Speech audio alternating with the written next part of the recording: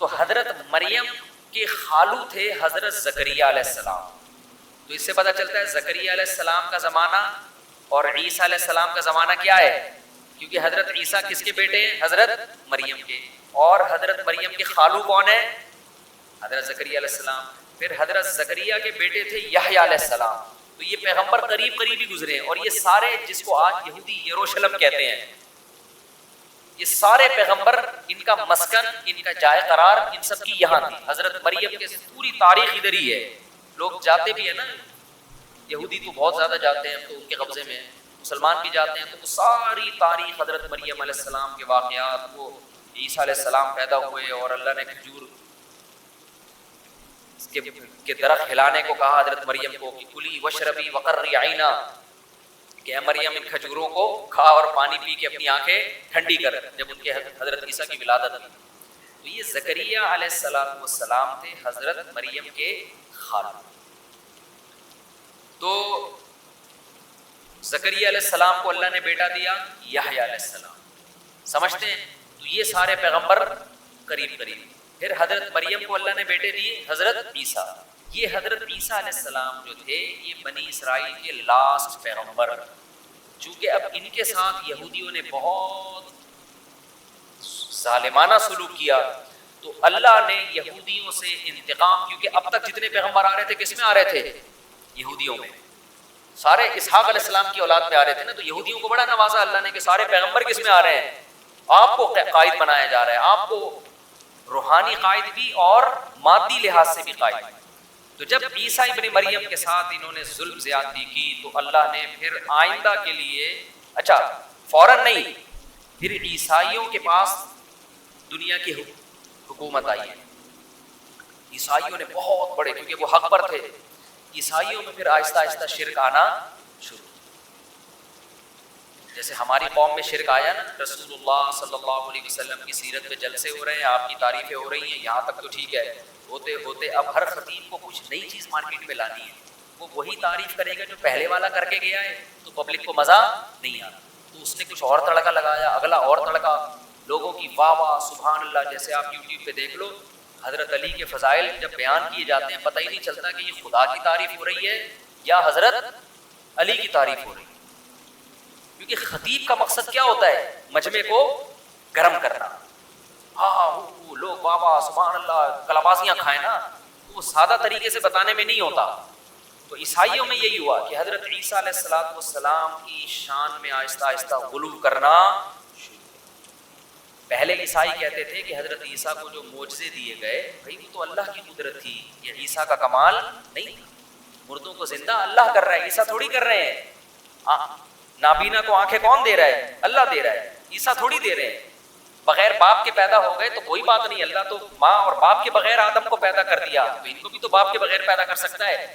شروع میں عیسائی صحیح ٹریک پر چلے, لہذا اللہ نے ان کو نوازا, ایسا نوازا کہ دنیا میں بڑی بڑی ریاستیں قائم ہوئی. کس کی, عیسائی. آج بھی عیسائی دنیا میں راج کر رہے ہیں حقیقت میں. دیکھ, پہلے تو مسلمانوں نے کیا, لیکن اب پھر کس کے ہاتھ میں آ گیا, لیکن اب مذہبی حکومت نہیں ہے ان کی. پہلے مذہب کی بیس پر انہوں نے دنیا کے بہت بڑے, کیونکہ اللہ نے ان کی مدد کی, لیکن آہستہ آہستہ پیغمبر کی شان کو حد سے بڑھاتے بڑھاتے بڑھاتے بالآخر یہاں پہ آ کے رکے کہ حضرت عیسیٰ کو اللہ کا بیٹا بنانا. اب جب ان پہ انگلیاں اٹھی کہ اللہ تو کسی کو جنتا ہی نہیں ہے, تو انہوں نے اس کی ایسی تعویلات کی, نہیں بھائی اللہ کے جسم سے پیدا نہیں ہوئے. اچھا پھر تم ان کو مجازن بیٹا کہہ رہے ہو, جیسے محبت میں تو انسان اپنے باپ کو بھی بیٹا کہہ دیتا ہے نا, تو مجازن کہہ رہے ہو. مجازن تو کسی کو بھی کچھ بھی کہا جا سکتا ہے, پھر تو ہر پیغمبر کو کہہ سکتے ہیں. نہیں, پھر کہتے ہیں نہیں مجازن نہیں کہہ رہے ہم, حقیقتاً اللہ کے بیٹے ہیں. ارے حقیقت میں کیسے بیٹے ہو گئے جب اللہ کے جسم سے نکلے ہی نہیں ہے؟ تو کیا معاذ اللہ اللہ کا جسم تو ٹکڑے ہوئے؟ نہیں نہیں نہیں, ایسا نہیں. تو ایسا پھنسے ہیں نا, جب انسان غلط بات کرتا ہے ایسا پھنستا ہے کہ پھر وہ کہتے ہیں نا ایک جھوٹ چھپانے کے لیے کتنے جھوٹ بولنے پڑتے ہیں, 100. پھر وہ تعویلہ, پھر کتابوں کی کتابیں, وقت برباد اپنا بھی, قوم کا بھی وقت. پھر حضرت مریم کیا ہے بھائی اگر یہ اللہ کے بیٹے ہیں؟ اور وہاں پریشان ہوئے. حضرت مریم تو معاذ اللہ, بعض لوگوں نے کہنا شروع کر دیا معاذ اللہ نقل کفر, وہ اللہ کی زوجہ ہیں. تو اتنے الٹے الٹے آج تک عیسائیوں سے یہ مسئلہ حل ہو کے نہیں دے رہا.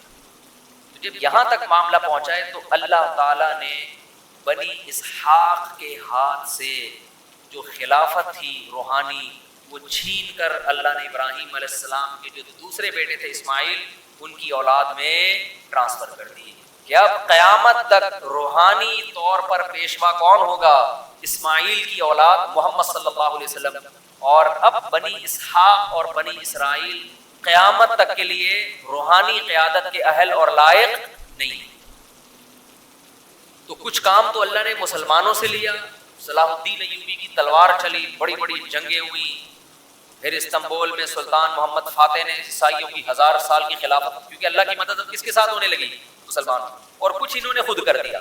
خود انہوں نے یہ کیا کہ یہ خود اپنے مذہبی پیشواؤں کی الٹی باتوں سے پریشان ہو گئے تھے. کیونکہ جب ایک دفعہ پھینکتا ہے نا انسان تو آہستہ آہستہ وہ پھینکو بن جاتا ہے. پھر جب آپ ایک دفعہ صحیح تعلیمات اور ٹریک سے ہٹے نا تو پھر اگلا اسٹیپ اس سے. اب دیکھو بدعتیوں کو دیکھ لو, آج کے بدعتیوں کو. 50 سال پہلے یہ کچھ تھوڑے سے سیدھے نظر آئیں گے آپ, اتنی بدعتیں نہیں تھیں. اس سے پہلے اور تھوڑے سے صحیح, تھوڑی بدعتیں آئیں, پھر تھوڑی اور آئیں, پھر تھوڑی اور آئیں, پھر تھوڑی اور آئیں. اب اتنی ہو گئی ہے کہ یہ خود بھی پریشان ہو رہے ہیں یار یہ ہو کیا رہا ہے مارکیٹ میں. 12 ربیع الاول کو بیت اللہ کے طواف ہو رہے ہیں, مصنوعی بیت اللہ بنائے جا رہے ہیں, ناچ گانے ہو رہے ہیں, ڈانس ہو رہے ہیں. یہ خود بھی پریشان, عید کی نمازیں تک ہونا شروع ہو گئی ربیع الاول, خود بھی پریشان ہو گئے ان کے بڑے کہ یار یہ ہو کیا رہا ہے, کہاں تک. کیونکہ بدعت کے پاؤں نہیں ہوتے. جب ایک دفعہ آپ نے بدعت کا راستہ کھول دیا اب قوم آٹومیٹک ہو جاتی ہے, اب وہ ہر چیز کو حلال کر دے گی بدعت کے نام. پھر کھانے پینے کے سلسلے شروع ہوئے, 11ویں کا کھانا تو 12ویں کا کھانا, پھر فلانے کا کھانا تو ڈمکانے کا کھانا, پھر محرم کا حلیم.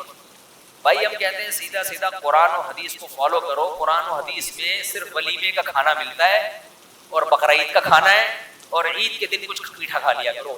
اس کے علاوہ روزے ملتے ہیں, کھانا پینا بولتے کیوں نہیں ملتا.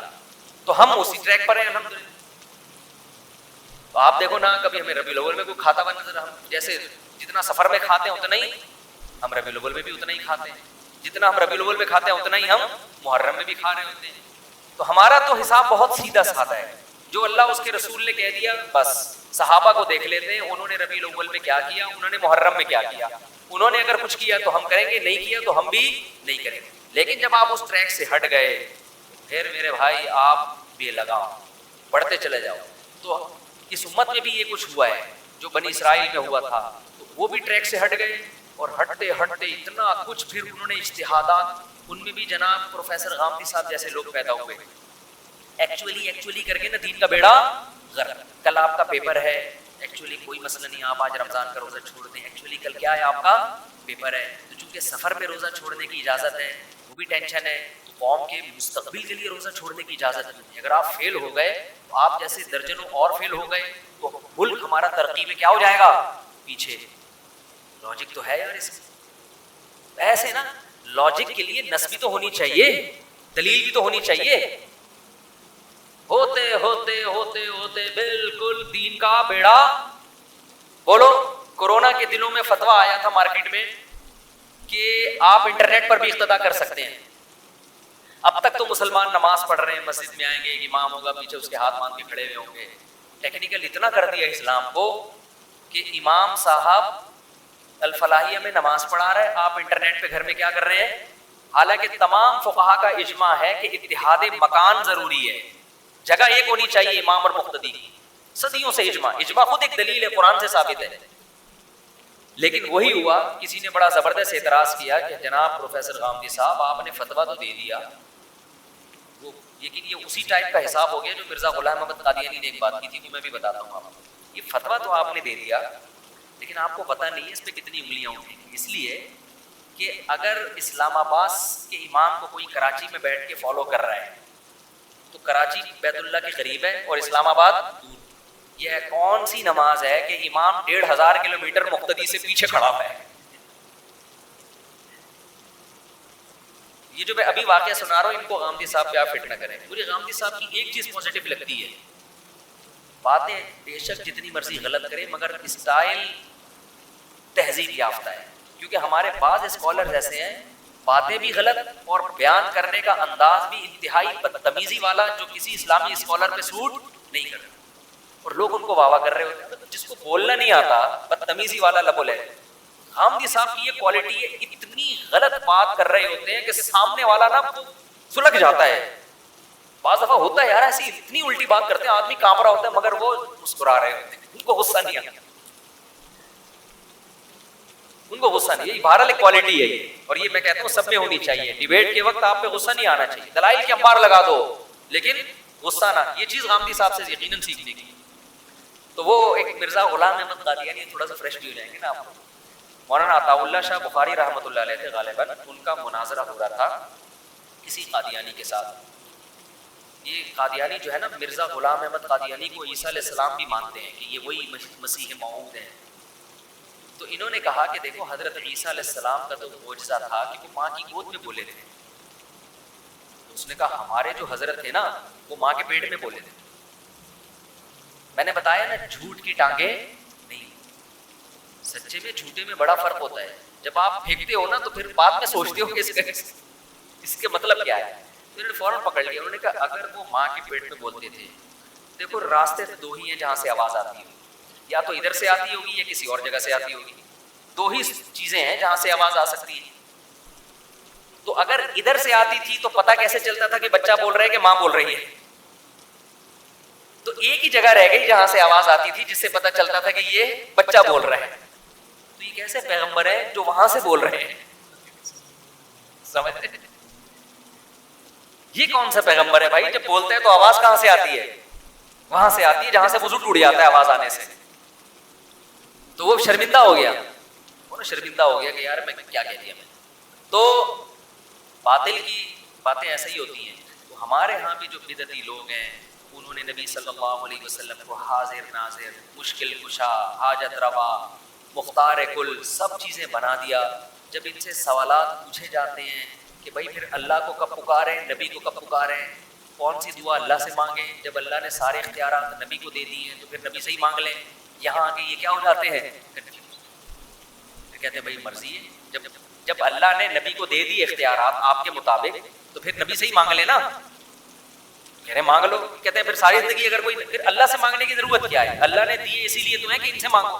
دیکھو میں اپنا اسسٹنٹ کسی کو بناتا ہوں، کہتا ہوں بھائی کسی نے کوئی فتویٰ لینا ہے تو میرے شاگرد سے لے لے. تو میں نے اس لیے تو کہا ہے کہ میرا ٹائم بچاؤ، اس سے فتویٰ لو. قرآن تو 2 اور 2 4 کی طرح کہتا ہے میں نے کسی کو بھی کسی بھی قسم کے اختیارات نہیں دیے. سارے اختیارات کس کے پاس ہیں؟ میرے پاس. لہذا نہ پیغمبر سے مانگو، نہ فرشتوں سے مانگو، نہ بزرگوں سے مانگو، نہ قبروں سے مانگو. دینے والا کون ہے؟ میں. یہ عقیدہ 2 اور 2 4 کی طرح واضح ہے، اس میں کسی قسم کی کوئی کنفیوژن نہیں. اس سے ہٹیں گے تو ایک جنگل ہے. پھر وہ کہتے ہیں جب پولیس سے مدد مانگنا جائز ہے تو پیغمبر سے مانگنا جائز کیوں نہیں؟ بھائی پولیس سے مدد اور طرح کی مانگی جاتی ہے، وہ اسباب کی دنیا میں مدد ہے. وہ ہم اسباب سے ہٹ کے مدد کی بات کر رہے ہیں. اسباب والی مدد تو میں آپ سے بھی پانی لے کر آؤں، یہ کرو وہ کرو، یہ تو اسباب سے ہٹ کے ایسی مدد جس کی لاجک نہیں ہے.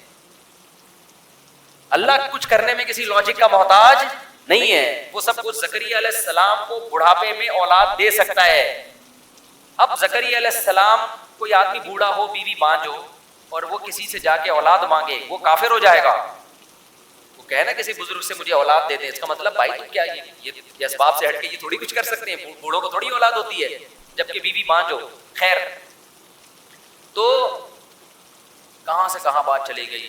تو اللہ نے عیسائیوں میں جب شرک آیا، پھر عیسائیوں نے اپنے مذہب کو بڑا تبدیل کیا. یہ جو عیسائیوں میں کزن میرج ختم ہوئی ہے، خود عیسائیوں کی تحقیق ہے، یہ بھی پادریوں کی ملاوٹ ہے. مذہب حضرت عیسیٰ کے دین میں کزن سے شادی کی بولو اجازت ہے. ایک انگریز عورت نے اس پہ لکھی ہے تحقیق کہ فیملی سسٹم کو ختم کرنے کے لیے نا، خاندانی نظام کو ختم کرنے کے لیے پادریوں نے یہ کرنا شروع کیا کہ دور کے رشتے، دور لوگوں میں شادی کرو، قریبی رشتوں میں شادی مت کرو. کیونکہ جب آپ اپنے قریبی خاندانوں میں شادی کرتے ہیں تو آپ کی جو روایات ہیں وہ اور مضبوط ہو جاتی ہیں. تو پادری یہ چاہتے تھے کہ لوگ کس کے محتاج ہوں؟ ہم جو جس کو حلال کہتے ہیں یہ حلال سمجھے، ہم جس کو حرام